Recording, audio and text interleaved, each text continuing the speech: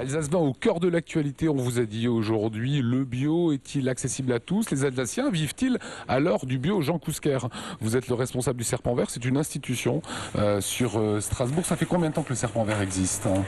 Ça fait 27 ans. Et sur Schiltigheim, 13 ans. Et il est intéressant de noter que nous avions comme clientèle de base, lorsque nous étions au campus universitaire, les enseignants.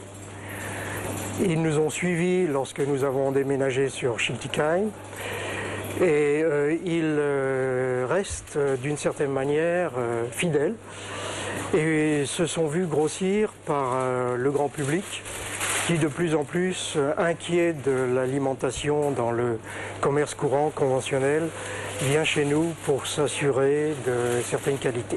Jean, on a toujours en mémoire l'image d'un client bobo parce qu'il en a les moyens. Est-ce que c'est le cas encore aujourd'hui? Écoutez, non, c'est un peu désuet. À l'heure actuelle, nous avons effectivement toutes les couches sociales, mais nous avons les jeunes cadres, surtout les familles qui ont de jeunes enfants, qui viennent préoccupés par l'alimentation de leurs enfants, ou bien les jeunes enfants, les petits-enfants qui viennent avec les grands-parents. Donc l'image bobo, elle n'est plus trop d'actualité. Voilà, je voudrais à présent qu'on compare une famille qui a une alimentation, on va dire, traditionnelle et qui décide de la passer en tout bio. Quelle sera la différence financièrement? Écoutez, les statistiques ont été faites et refaites. De fait, il y a des produits qui sont nettement plus chers que le commerce courant, mais en moyenne, le surcoût de la ménagère n'est que de 10%. On abandonne peu à peu une trop forte alimentation carnée,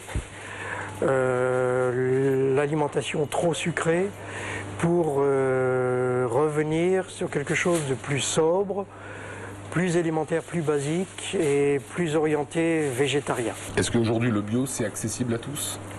Oui, totalement. Nous avons des smicards, voire des chômeurs, des étudiants, qui sont des consommateurs tout bio.